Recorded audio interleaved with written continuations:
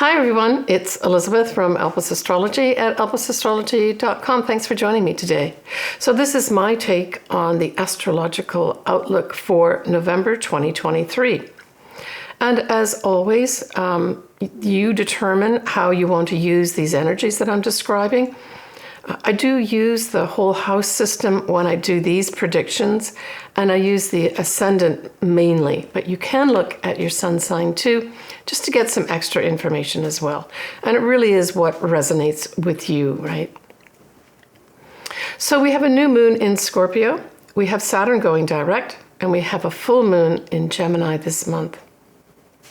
We start off with Saturn going direct, and it will be going direct on the 4th of November at 0 degrees of Pisces. And of course, 0 degrees of any sign is a critical degree, and it really represents sort of like a ushering in this new energy.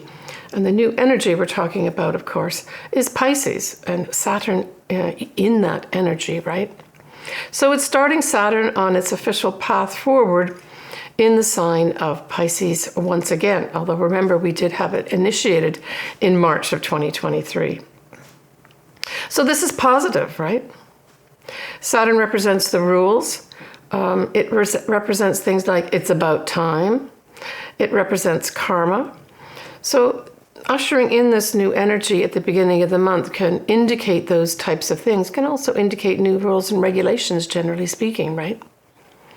On the 5th of November, interestingly, we have this third quarter moon, which is the moon really before it becomes the new moon, right?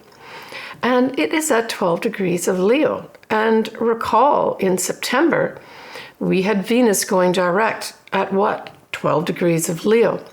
So for those folks that really made some strides forward with regards to, relationships, money, values, whether it was to end some way of doing these, either of these or any of these three things, or all of these three things. This is kind of a supportive energy that says, hold on here, hold on to me as we head towards that new moon and your official start again in whatever it is that you've wanted to make new, right? Now, in most cases, I'm thinking of those folks that either established a new relationship or a new way of doing a relationship in September. This gives you support for that. Now, it can bring it the support in like a one last test or an understanding inside yourself that, yeah, I made the right decision. That type of thing, that type of energy can come in prior to the new moon because it's at that point that Venus went direct early in September, right? So that's interesting that it actually falls on the same day as this quarter moon that we turn our clocks back. Now, the 9th of November, we have Mercury sextiling Pluto. Well, this brings in some opportunities, positive opportunities, to make some sort of discussions, powerful discussions with powerful people. On the 10th and the 11th of November, we have that Mercury, though, squaring Saturn. And so this is kind of the opposite of that. It's potentially, I'm thinking more on a collective or global level, ignoring the rules and regulations and just making a decision and announcing that you're going to do it your way. That's that whole Mercury square Saturn here, right? Kind of disobeying the parents, ignoring the rules and regulations. So that's the 10th and 11th of November. So this leads up and ushers into our first new moon in Scorpio. So Happy New Year to all my Scorpio folks, including my daughter Allison. Her birthday is very close to this, so she's got her newness for this new moon is going to last for the whole year for her. And so this new moon in Scorpio on the 13th of November is at 20 Scorpio, 43 minutes at 1:26 a.m. Pacific Standard Time. Now, the ruler of this moon, there are two of them. The modern one, of course, is Pluto, and the more ancient one, of course, is Mars. And so we always look to see, well, where are both of these planets? Because they will influence that moon in Scorpio. So the good thing is we have Pluto as direct, and it's at 28 degrees of Capricorn. Now, this isn't really a sextile. It's what you call a wide sextile, but at least it's positive from the standpoint that a wide sextile is formed and that Pluto is direct. Now, Mars we see at 22 of Scorpio. Well, it conjuncts that moon and the sun. Now, what this can bring in, if you have this degree point aspected in your chart, the 22 degrees of Scorpio, 21, 22, 23, this is going to be opposite to the Taurus Uranus. And so at its best, this positive side of this energy can bring in almost like this breaking of chains. So it's like you've been maybe working hard to change something, to get somewhere, putting lots of effort in. And this new moon says, oh, I can feel myself breaking free of this and moving forward. So that's the best way that this energy can play out.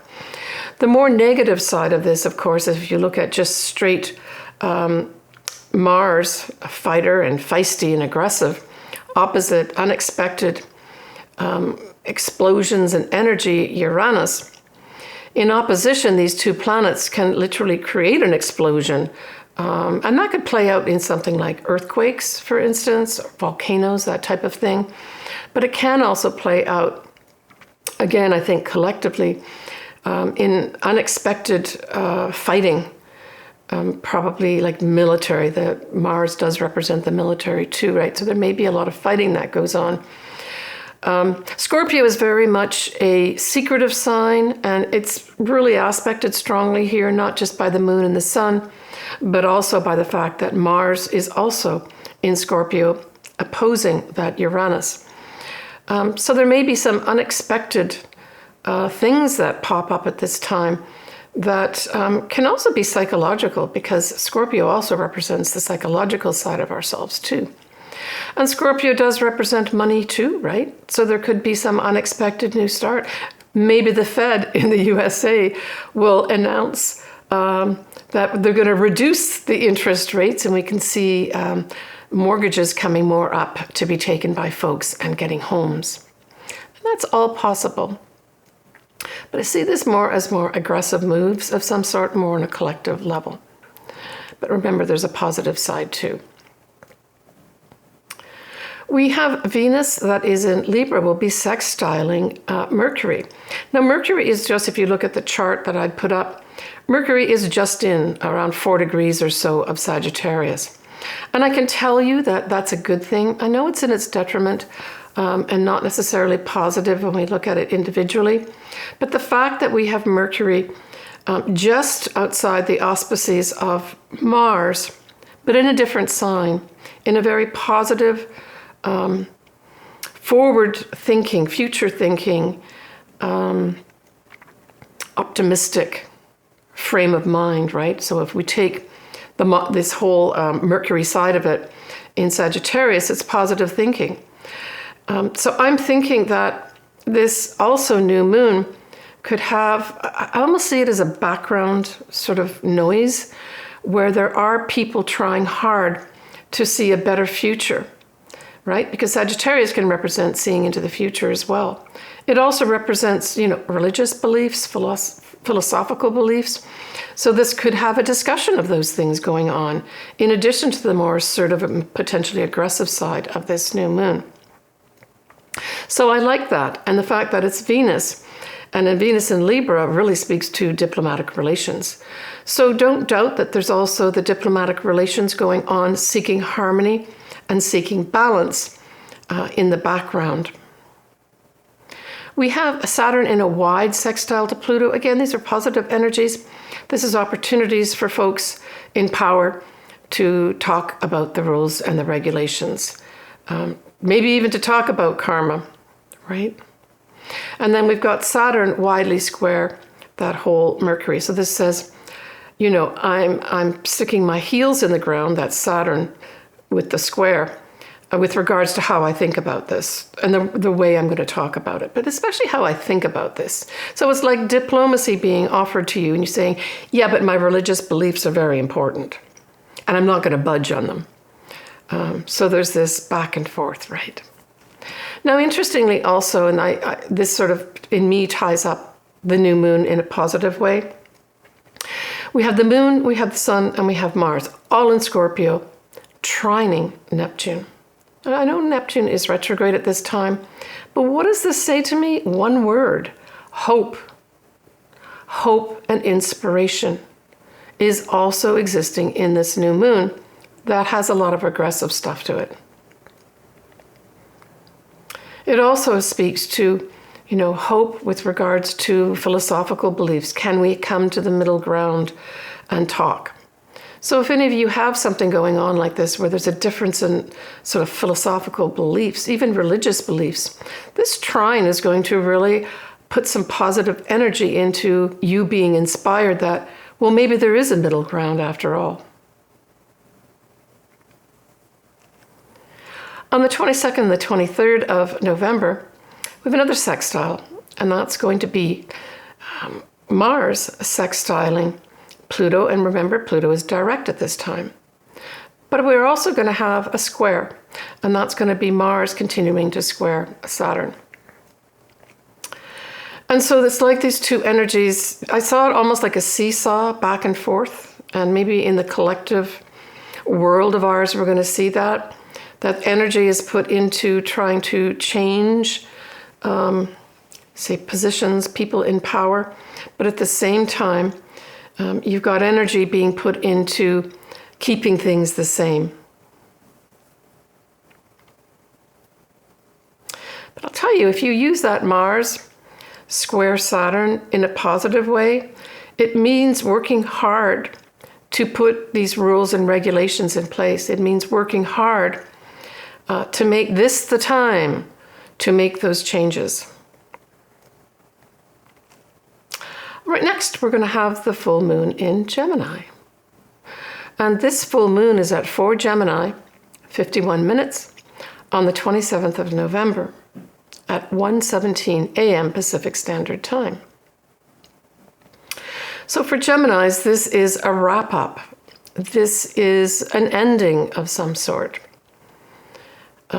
This is a culmination where things that you started maybe 6 months ago, you can see wrapping up. And as I always say in my videos, just because it's a full moon doesn't mean something's going to be bad and it's going to end. It could be that you're wrapping up some big project and you can see the end of it. Maybe even some writing project. We see Gemini as writing, communications. It can also refer to diplomacy as well.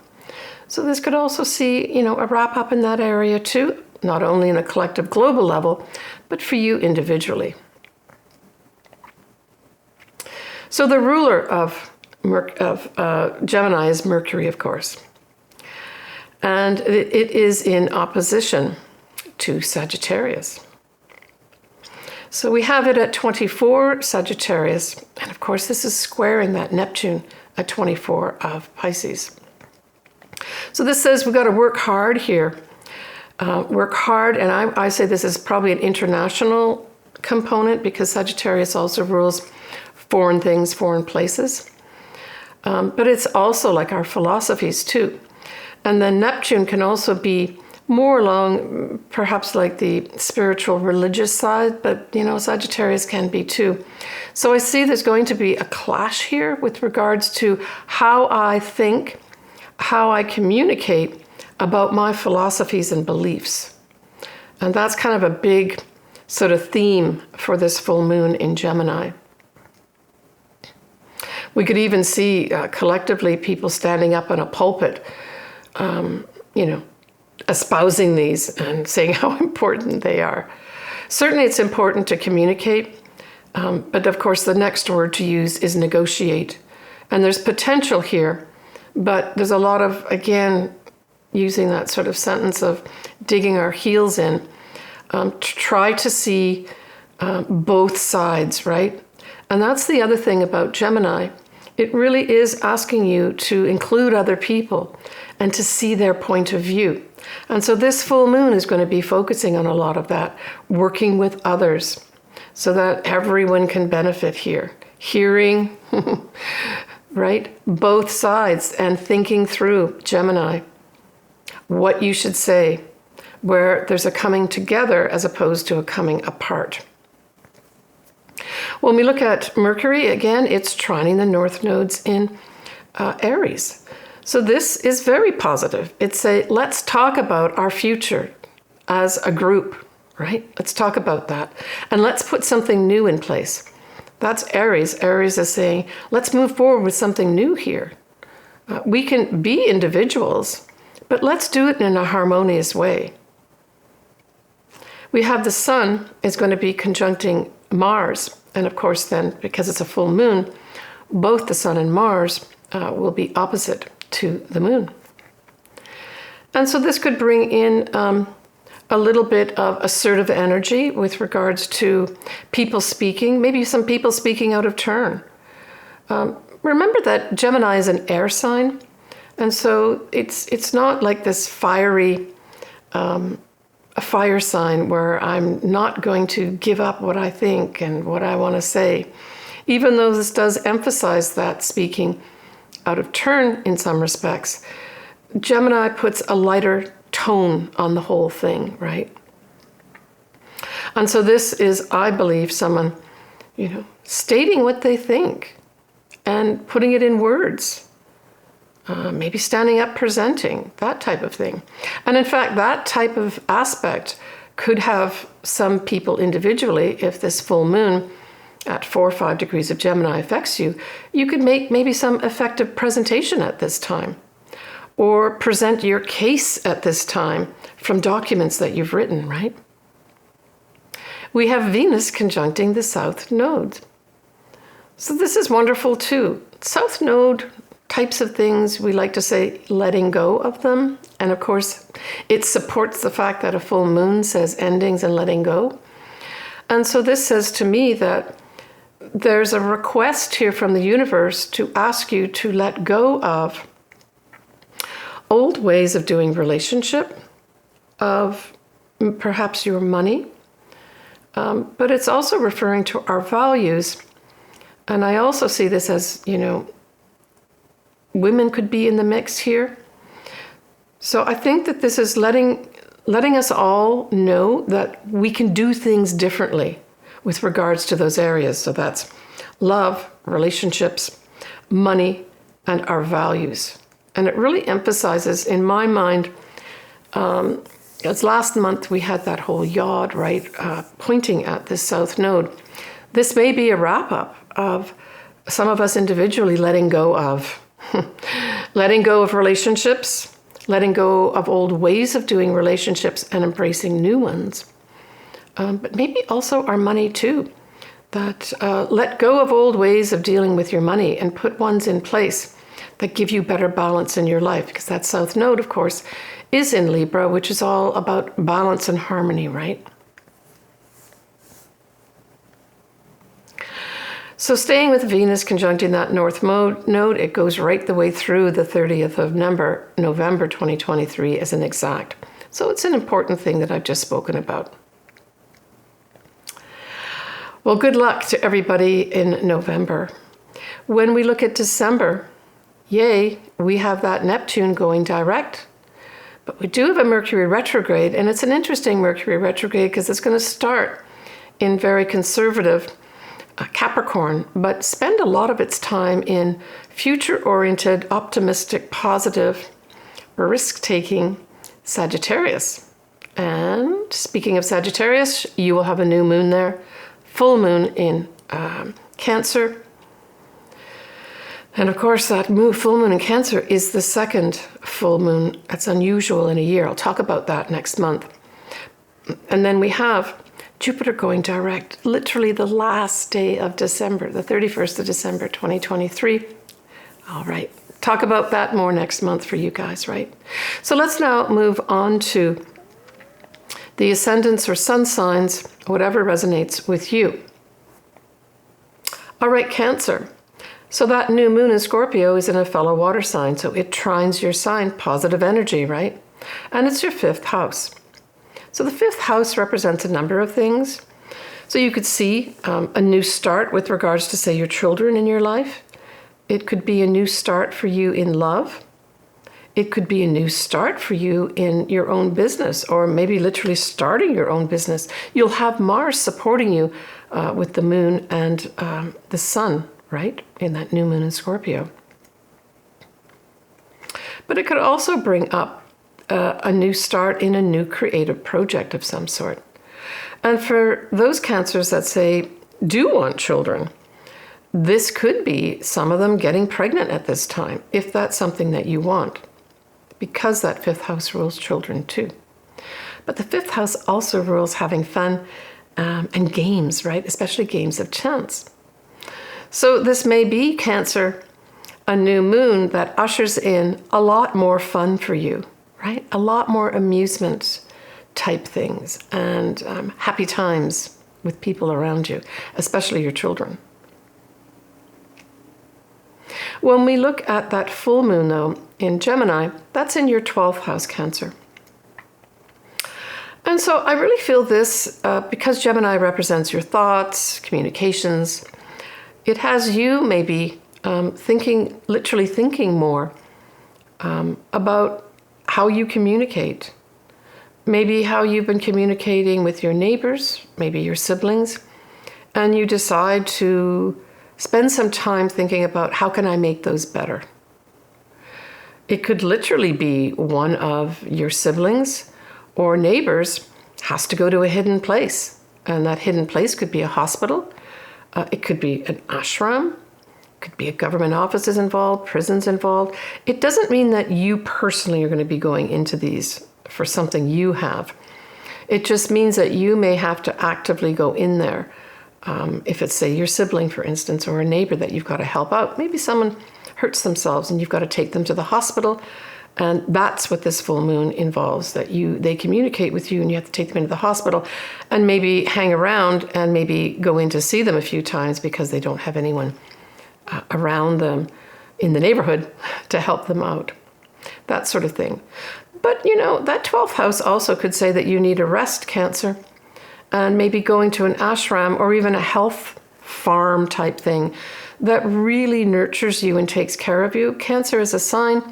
You tend to like to help everybody and nurture everybody. Literally give the shirt off your back. And maybe this full moon is going to be a wake-up call to say you've got to take care of yourself. You've got to get some rest. And just get some rest and to take care of yourself. That could be the same thing, right, for Cancers. It could also, for some other Cancers working behind the scenes with regards to communications. I mean, literally maybe putting together some computer programs for your company. And at the full moon, you say, done. I've got it all done for you guys. But the 12th house is behind the scenes for sure. It could have you literally reading too and writing about some kind of metaphysical subjects too. So there's lots of stuff that could be affected here, Cancer. Take care of yourself, Cancer. Okay, folks, well, that wraps up my take on November. As always, I would love to do your chart. Everything is below to communicate with me. I'm wishing everyone the best of luck here in November. Hopefully it's going to be a more settled month for most folks after we finished those 2 eclipses, powerful eclipses in October. Stay tuned for my December 2023. I'm also going to be, from the looks of it, with my subscribers, probably doing my first live YouTube. I'm thinking sometime in December, if I keep getting subscribers up to the 10,000 mark. It's almost hard to believe 10,000 subscribers, but thank you very much for everyone that has subscribed. It absolutely means everything to me. So stay tuned for that. I'll also be doing my 2024 year ahead pretty soon. I'll try to do that in November and get that out. But yeah, keep an eye out. If you're subscribed and hit the bell, you'll get notification. Lots of love to everybody. I'm wearing my little heart necklace here. That's a pink stone to send love out to everybody and lots of happiness too. Take care, everyone, and bye for now.